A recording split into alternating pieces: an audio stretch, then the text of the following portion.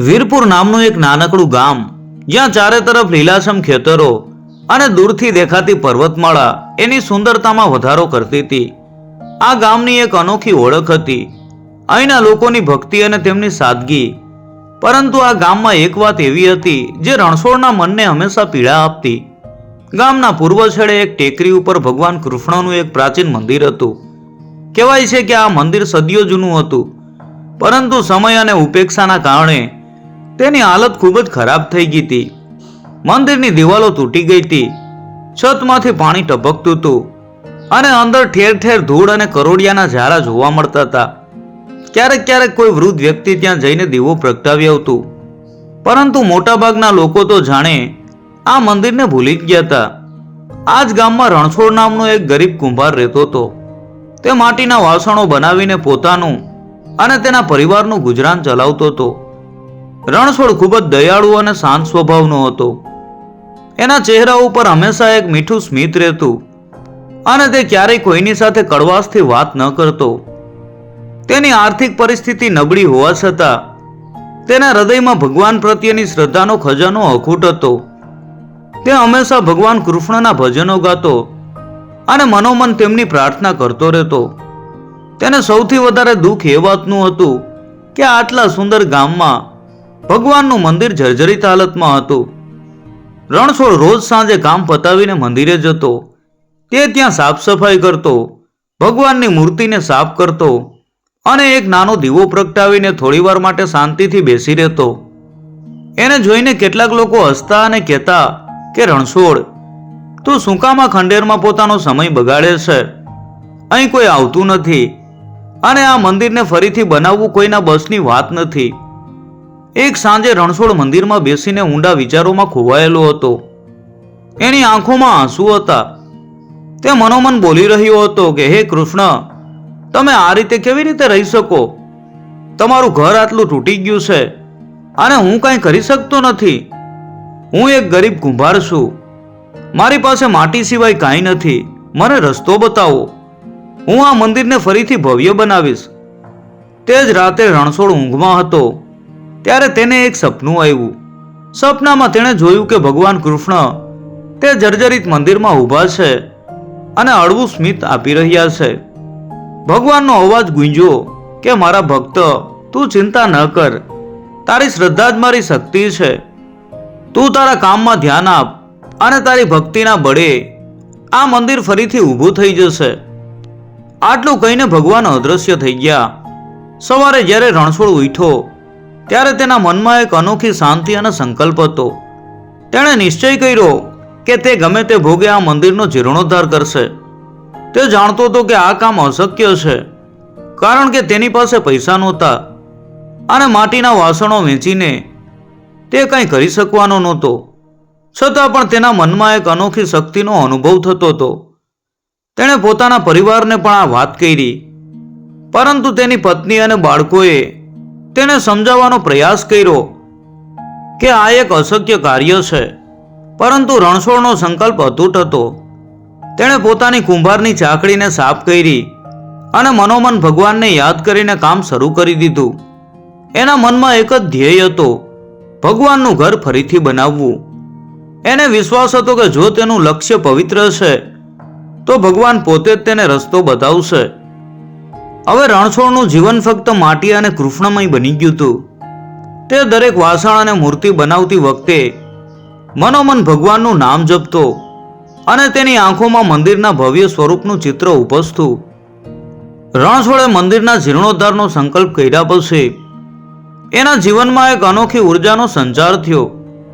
તે સવારથી સાંજ સુધી કુંભારકામમાં લાગી રહેતો. તેની કામ કરવાની રીત પહેલા કરતા સાવ જુદી હતી. હવે તે માત્ર વાસણો કે દીવા જ નહોતો બનાવતો, પરંતુ દરેક કલાકૃતિમાં તેની ભક્તિનો ભાવ ભળી જતો હતો. તેની ચાકડી ઉપર ફરતી માટી જાણે જીવન થઈ હોય એવું લાગતું. તેણે નાના નાના ગોકુલ વૃંદાવનના દ્રશ્યો, ભગવાન કૃષ્ણની લીલાઓ અને ગોપીઓની મૂર્તિઓ બનાવવાની શરૂઆત કરી. આ મૂર્તિઓમાં એવી સુંદરતા અને ભવ્યતા હતી જે અગાઉ ક્યારેય જોવા નહોતી મળી. રણછોડની પત્ની અને બાળકો પણ આ જોઈને આશ્ચર્યચકિત થઈ ગયા. રણછોડની બનાવેલી મૂર્તિઓ અને વાસણો જોવા માટે ગામના લોકો તેના ઘરે આવવા લાગ્યા. જે લોકો પહેલા તેને હસતા હતા તેઓ હવે તેની કલા જોઈને મંત્રમુગ્ધ થઈ જતા. એક પછી એક લોકો તેની કલાકૃતિઓ ખરીદવા લાગ્યા. રણછોડ દરેક કલાકૃતિ વેચીને મળતા પૈસાને એક અલગ થેલીમાં મૂકતો અને ભગવાનના મંદિર માટે છે એમ કહીને તેને સ્પર્શ પણ કરતો નહોતો. તે પોતે માત્ર એટલું જ કમાતો જેનાથી એના પરિવારનું ગુજરાન ચાલે અને બાકીના બધા પૈસા મંદિરના કામ માટે ભેગા કરતો. દિવસો વીતતા ગયા અને રણછોડનો કામ કરવાનો ઉત્સાહ વધતો ગયો. તે ખાધા પીધા વગર પણ મોડી રાત સુધી કામ કરતો. તેની આંખોમાં ઊંઘ નહોતી અને તેના ચહેરા ઉપર થાક નહોતો. બસ એક જ ધ્યેય હતું, એનું સપનું પૂરું કરવું. પરંતુ ધીમે ધીમે તેને સમજાવવા લાગ્યું કે મંદિરનો જીર્ણોદ્ધાર કરવા માટે જે રકમ જોઈએ તે ફક્ત માટીના વાસણો વેચીને ભેગી કરવી અશક્ય હતી. છત રિપેર કરાવવા, નવી મૂર્તિ સ્થાપિત કરવા, દિવાલો અને થાંભલા બનાવવાનો ખર્ચ ખૂબ જ મોટો હતો. તેણે જે પૈસા ભેગા કર્યા હતા એ તો માત્ર ઈંટો ખરીદવા માટે પણ પૂરતા નહોતા. એક સાંજે રણછોડ કુંભારકામ કરીને થાકીને બેઠો હતો. એણે પૈસાની થેલી જોઈ. તેમાં થોડાક સિક્કા હતા. એના મનમાં નિરાશા છવાઈ ગઈ.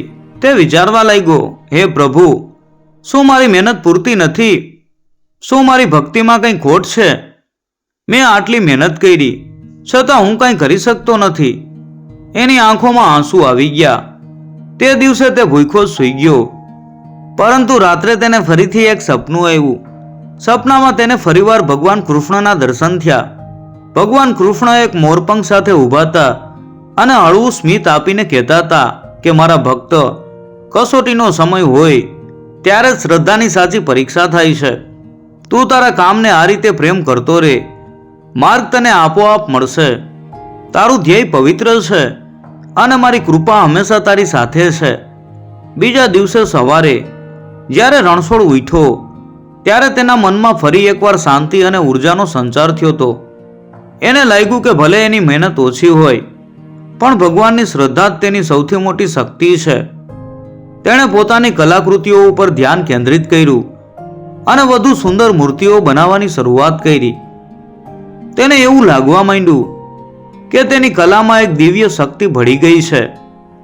તે માટીને જેવો સ્પર્શ કરતો કે તરત જ સુંદર આકાર ધારણ કરવા લાગતી. હવે તે મંદિરના જીર્ણોદ્ધાર માટેની ચિંતા છોડીને ફક્ત પોતાના કામમાં ધ્યાન આપવા લાગ્યો. કારણ કે તેને વિશ્વાસ હતો કે ભગવાન તેને સાચો માર્ગ જરૂર બતાવશે. રણછોડ તેની કલામાં લીન હતો અને તેનો વિશ્વાસ દિન પ્રતિદિન મજબૂત થતો જતો હતો. ગામના લોકો હવે તેની પાસેથી મૂર્તિઓ ખરીદવા માટે લાઈન લગાવીને ઊભા રહેતા. એની કલાકૃતિઓ એટલી સુંદર અને જીવંત લાગતી હતી કે લોકો તેને ફક્ત માટીની મૂર્તિઓ જ નહીં પણ સાક્ષાત ભગવાનનું રૂપ માનવા લાગ્યા હતા. રણછોડના ઘરની સામે એક નાનકડી દુકાન જેવો માહોલ સર્જાઈ ગયો હતો. તે જે પણ બનાવતો તે તરત જ વેચાઈ જતું. પરંતુ આ બધી કમાણી છતાં મંદિરનો જીર્ણોદ્ધાર હજુ દૂરનું સપનું જ લાગતું હતું. એક દિવસ ગામના મુખ્ય માર્ગ ઉપર એક ભવ્ય રથ આવીને ઊભો રહ્યો. એ રથમાંથી એક પ્રભાવી વ્યક્તિત્વ ધરાવતો વેપારી રથની નીચે ઉતર્યો. એના પોશાક ઉપરથી જ એની શ્રીમંતાઈનો અંદાજ લગાવી શકાતો હતો. ગામના લોકો નવાઈ પામીને તેને જોવા લાગ્યા. વેપારીએ ગામના એક વડીલને પૂછ્યું, મારે કુંભાર રણછોડને મળવું છે. શું તેનું ઘર અહીં નજીકમાં જ છે? એટલે વડીલે આશ્ચર્ય સાથે રણછોડનું ઘર બતાવ્યું અને વેપારી સીધો રણછોડની કુંભારશાળા તરફ ચાલ્યો ગયો. વેપારીએ રણછોડને કામ કરતો જોયો. માટીથી લથપથ તેના હાથ, તેના ચહેરા ઉપરનો દિવ્ય ભાવ અને તેની કલાકૃતિઓની સુંદરતા જોઈને વેપારી પ્રભાવિત થઈ ગયો. તેણે રણછોડને પૂછ્યું, શું તમે જ રણછોડ છો? એટલે રણછોડે નમ્રતાથી જવાબ આપ્યો કે હા, હું જ રણછોડ છું. આપ કોણ છો અને મારું શું કામ પડ્યું? વેપારીએ કહ્યું કે હું દૂરના નગરનો એક મોટો વેપારી છું. મેં તમારા કલાકસબની ઘણી વાતો સાંભળી છે, પરંતુ આજે તમારી કલાકૃતિઓ રૂબરૂ જોઈને મને ખાતરી થઈ ગઈ કે તમે એક મહાન કલાકાર છો. હું તમારા હાથે બનેલી બધી જ મૂર્તિઓ ખરીદવા માંગુ છું. શું તમે તે મને વેચશો? રણછોડને આ સાંભળીને ખૂબ આનંદ થયો. તેણે બધી મૂર્તિઓ બતાવી. વેપારીએ બધી જ મૂર્તિઓ ખરીદી લીધી અને કહ્યું, હવે હું તમને એક મોટો ઓર્ડર આપવા માંગુ છું. મારે મારા નગરમાં એક નવા મંદિરનું નિર્માણ કરાવવું છે. તે માટે મને ઘણી બધી મૂર્તિઓની જરૂર પડશે. હું તમને આ કામ માટે અગાઉથી મોટી રકમ ચૂકવીશ. આ રકમ તમારા જીવનભરની કમાણી કરતાં પણ વધારે હશે. વેપારીએ પોતાની થેલીમાંથી સિક્કાઓથી ભરેલી એક મોટી પોટલી રણછોડના હાથમાં મૂકી. રણછોડ માટે આ એક અદ્ભુત ક્ષણ હતી. તેણે ક્યારેય આટલા બધા પૈસા એક સાથે જોયા નહોતા. વેપારીએ આગળ કહ્યું, તમારે એક શરત સ્વીકારવી પડશે. તમારે આ મૂર્તિઓ મારા નગરમાં આવીને બનાવવી પડશે, કારણ કે મારા મંદિરનું કામ ચાલી રહ્યું છે અને તમે ત્યાં રહીને જ આ મૂર્તિઓ બનાવશો તો સમયસર કામ પૂરું થઈ જશે. આ સાંભળીને રણછોડ થોડો અસમંજસમાં પડી ગયો. તે વિચારવા લાગ્યો કે જો તે દૂરના નગરમાં જશે તો તેના પોતાના ગામના મંદિરનો જીર્ણોદ્ધાર કોણ કરશે? તેણે વેપારીને વિનંતી કરી કે શેઠજી, શું તમે મારી પાસેથી આ મૂર્તિઓ લઈ જાવ તો? એટલે વેપારીએ ગંભીરતાથી કહ્યું કે મારે મારા ગામના મંદિરનું કામ પૂરું કરવું છે. મારે આ કામ માટે તમારી કલાની જરૂર છે અને તમારે આ પૈસાની. તમારે ક્યાં જવું એ તમારે નક્કી કરવાનું છે. હું તમને આ મોટી રકમ આપી રહ્યો છું જે તમે ક્યારેય કમાઈ શકશો નહીં. આ તમારા માટે ભગવાનનો સંકેત છે. તમે તમારા ગામના મંદિરનું કામ પછી પણ કરી શકો છો. આ તકને હાથમાંથી જવા દેશો નહીં. રણછોડે ઊંડો શ્વાસ લીધો. તેને લાગ્યું કે આ કદાચ ભગવાનની જ ઈચ્છા છે. તે પૈસા લઈ લે છે અને વેપારી સાથે તેના નગરમાં જવા માટે તૈયાર થઈ જાય છે. વેપારીને આપેલા વચન મુજબ રણછોડે દૂરના નગર તરફ પ્રયાણ કરવાની તૈયારી કરી. તેણે પોતાની પત્ની અને બાળકોને સમજાવ્યું, આપણે આ પૈસાથી આખું મંદિર ફરીથી બનાવી શકશું. ભલે થોડા સમય માટે હું દૂર જાઉં, પણ આખરે આ બધું આપણા પ્રભુના કાર્ય માટે જ છે. તેની પત્ની ચિંતામાં હતી. તેણે રણછોડને કહ્યું, તમે કેવું વિચાર્યું? આપણા ગામનું મંદિર અધૂરું મૂકીને તમે ક્યાંક બીજાના ગામનું મંદિર બનાવવા જઈ રહ્યા છો. ગામના લોકો શું કહેશે? ખરેખર રણછોડના નિર્ણયથી ગામના લોકોમાં કચવાટ અને ગુસ્સો ફેલાઈ ગયો. જે લોકો તેની કલાના વખાણ કરતા હતા તેઓ જ હવે તેને મૂર્ખ ગણવા લાગ્યા. એક વૃદ્ધે તો કહ્યું, જુઓ આ કુંભારને પોતાના ગામના ભગવાનને ભૂલીને પૈસા માટે બીજા ગામના મંદિરમાં કામ કરવા જઈ રહ્યો છે. આને શ્રદ્ધા નહીં, લાલચ કહેવાય. રણછોડ આ બધું સાંભળીને પણ શાંત રહ્યો. એના મનમાં એક જ વાત હતી કે આ પૈસાથી તે તેનું સપનું પૂરું કરી શકશે. તે જાણતો હતો કે કદાચ તે આ તક ગુમાવી દેશે તો ફરી ક્યારેય આટલા પૈસા ભેગા કરી શકશે નહીં. તેણે પોતાના પરિવારને સાંત્વના આપી અને રથમાં બેસીને વેપારી સાથે પ્રયાણ કર્યું. રથ એક સુમસામ રસ્તા ઉપરથી પસાર થઈ રહ્યો હતો. રસ્તામાં રણછોડના મનમાં અનેક વિચારો ચાલી રહ્યા હતા. તે ખૂબ જ અશાંત હતો. તેને થતું હતું કે કદાચ તેણે ખોટો નિર્ણય લઈ લીધો છે. અચાનક રથ એક જગ્યાએ ઊભો રહ્યો. ત્યાં એક ઝાડ નીચે એક વૃદ્ધ અને તેજસ્વી સાધુ બેઠા હતા. એમના ચહેરા ઉપર એક અદ્ભુત શાંતિ હતી. રણછોડે વેપારીને રથ ઊભો રાખવાનું કહ્યું અને તે નીચે ઉતર્યો. તેણે સાધુને પ્રણામ કર્યા અને સાધુએ હસીને કહ્યું, કેમ ભક્ત, તું ક્યાં જઈ રહ્યો છે? એટલે રણછોડે પોતાની બધી વાત સાધુને કરી. તેણે જણાવ્યું કે તે પોતાના ગામનું મંદિર બનાવવા માંગતો હતો, પણ પૈસાની અછતના કારણે તે એક વેપારી સાથે બીજા નગરમાં જઈ રહ્યો છે. એટલે સાધુએ હસીને કહ્યું કે મારા ભક્ત, તું તો સાચો કુંભાર છે. તું તો માટીમાંથી સર્જન કરી શકે છે, તારે તારા કસબને ભૂલવાની જરૂર નથી. તારી માટીમાં જ શ્રદ્ધાની શક્તિ ભળેલી છે. તારા ગામની માટીનો એક ઢગલો તારા માટે પૂરતો છે. રણછોડને સાધુની વાત સમજાઈ નહીં. તેણે પૂછ્યું, બાબા, હું સમજી શકતો નથી. પૈસા વગર માટીનો ઢગલો શું કામમાં આવશે? સાધુએ એક રહસ્યમય સ્મિત આપ્યું અને કહ્યું, તારી પાસે જે છે તે જ તારી સૌથી મોટી શક્તિ છે. તું પાછો જા અને તારી કુંભારશાળામાં જે માટીનો ઢગલો છે એનો ઉપયોગ કર. તારી ભક્તિનું બળ અને તારી કલાનો કસબ એ માટીમાં ચમત્કાર કરશે. આ માટી તારા મંદિરના જીર્ણોદ્ધારનું કામ કરશે. સાધુની વાણીમાં એક દિવ્યતા હતી. રણછોડને લાગ્યું કે આ સાધુ કોઈ સામાન્ય વ્યક્તિ નથી. એનું મન તરત શાંત થઈ ગયું અને તેને પોતાની ભૂલ સમજાઈ ગઈ. તેણે તરત જ વેપારીને કહ્યું કે શેઠજી, હું તમારું કામ નહીં કરી શકું. મારા ગામમાં મારા પ્રભુ મારું કામ પૂરું થવાની રાહ જોઈ રહ્યા છે. વેપારીએ કશું જ પૂછ્યા વગર રણછોડને તેના ગામ તરફ પાછો મોકલ્યો. રણછોડ વેપારીને આપેલા પૈસા પાછા આપવા માંગતો હતો, પણ વેપારીએ કહ્યું, આ પૈસા તો મેં તને ભેટ આપ્યા છે. તારી શ્રદ્ધા જ તારું સૌથી મોટું ધન છે. રણછોડ ગામમાં પાછો ફર્યો. ગામના લોકો તેને જોઈને આશ્ચર્યચકિત થઈ ગયા. તેઓએ પૂછ્યું કે તે આટલો જલ્દી પાછો કેમ આવ્યો? રણછોડે કશું જ કહ્યું નહીં અને સીધો પોતાની કુંભારશાળા તરફ ચાલ્યો ગયો. તેની આંખોમાં એક નવો સંકલ્પ અને અદ્ભુત શાંતિ હતી. હવે તેને વિશ્વાસ હતો કે તે માટીનો ચમત્કાર થવાનો છે. તેણે વેપારી પાસેથી મેળવેલા પૈસા એક બાજુએ મૂકી દીધા અને પોતાની માટીના ઢગલા પાસે ગયો. તેણે પોતાની પત્ની અને બાળકોને કહ્યું કે હવે તે જર્જરિત મંદિરના જીર્ણોદ્ધારનું કામ શરૂ કરશે. તેની પત્નીએ કહ્યું, પણ આપણે પૈસાનો ઉપયોગ કરીને કારીગરોને બોલાવવા જોઈએ ને.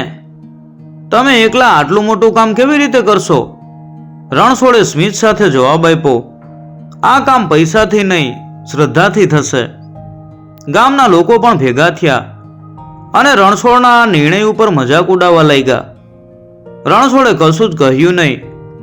તે રોજ સવારે મંદિરે જતો અને ત્યાંની માટીને ગંગાજળથી પવિત્ર કરતો.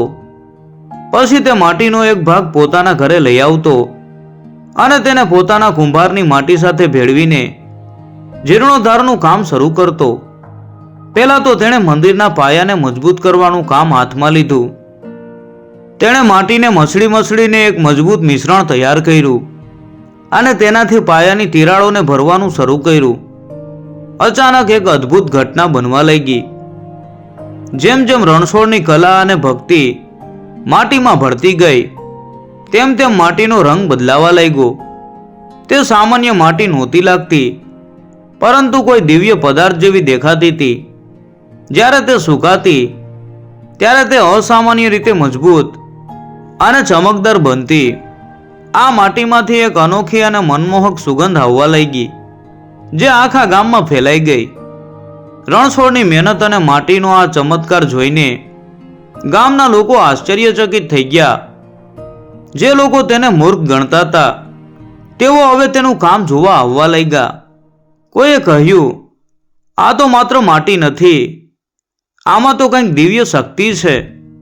એટલે બીજાએ કહ્યું, રણછોડની ભક્તિના કારણે માટી પણ પ્રસાદ બની ગઈ છે. ધીમે ધીમે આ સમાચાર આસપાસના ગામોમાં પણ ફેલાઈ ગયા. લોકો દૂર દૂરથી આ ચમત્કાર જોવા અને રણછોડની બનાવેલી માટીને સ્પર્શ કરવા માટે આવવા લાગ્યા. લોકોને રણછોડની શ્રદ્ધા ઉપર વિશ્વાસ આવવા લાગ્યો. તેઓ પણ મંદિરના કામમાં મદદ કરવા આગળ આવ્યા. કોઈએ પાણી ભરી આપ્યું, કોઈએ લાકડા ભેગા કર્યા અને કોઈએ રણછોડના પરિવાર માટે ભોજન બનાવ્યું. આખું ગામ એક પરબ બની ગયું હતું, જ્યાં દરેક જણ પોતાની શ્રદ્ધા અને ભક્તિથી મંદિરના કામમાં યોગદાન આપી રહ્યું હતું. જેમ જેમ કામ આગળ વધ્યું તેમ તેમ ચમત્કારો વધતા ગયા. રણછોડે માટીમાંથી મંદિરની સુંદર દિવાલો, ભવ્ય થાંભલા અને કલાત્મક છત બનાવવાની શરૂઆત કરી. માટીમાંથી બનેલા થાંભલા એટલા મજબૂત હતા કે જાણે તે પથ્થરના હોય. તેમાંથી બહાર આવતી સુગંધ અને ચમક લોકોને મંત્રમુગ્ધ કરી દેતી. મંદિર હવે ધીમે ધીમે પોતાનું ભવ્ય સ્વરૂપ ધારણ કરી રહ્યું હતું અને તેની સુંદરતા અને ભવ્યતા જોઈને કોઈને વિશ્વાસ નહોતો થતો કે આ બધું ફક્ત માટીમાંથી બન્યું છે. રણછોડની ભક્તિનો પ્રકાશ ચારે બાજુ ફેલાઈ ગયો હતો અને આખું ગામ આ ભવ્ય પર્વમાં સામેલ થઈ ગયું હતું. આખરે રણછોડની અથાગ મહેનત અને ગામ લોકોના સહયોગથી મંદિરનો જીર્ણોદ્ધાર પૂર્ણ થયો.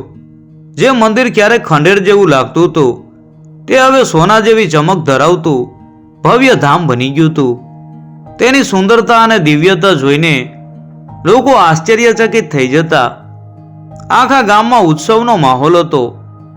મંદિરના ઉદ્ઘાટન અને પ્રાણ પ્રતિષ્ઠા માટે દૂર દૂરથી ભક્તો અને સાધુ સંતો આવવા લાગ્યા.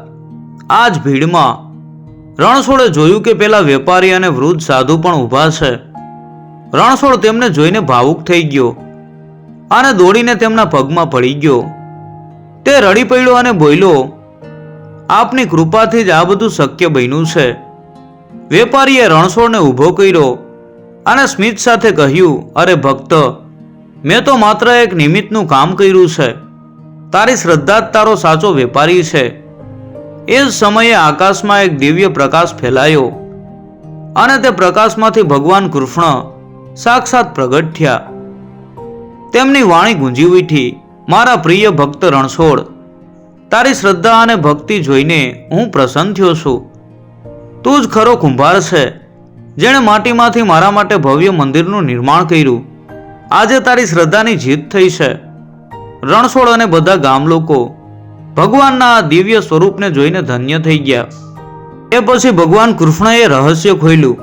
તેમણે કહ્યું કે રણછોડ, તારા ગામનો વેપારી અને તને રસ્તામાં મળેલા સાધુ એ બંને હું જ હતો. મેં તારી પરીક્ષા લીધી કે તારી ભક્તિ અને શ્રદ્ધા કેટલી મજબૂત છે. તું કોઈ લાલચમાં પડ્યો નહીં અને પોતાની માટીના કસબ ઉપર વિશ્વાસ રાખ્યો. તે સાબિત કરી દીધું કે શ્રદ્ધાનું બળ દુનિયાના કોઈ પણ ધન કરતાં વધારે છે.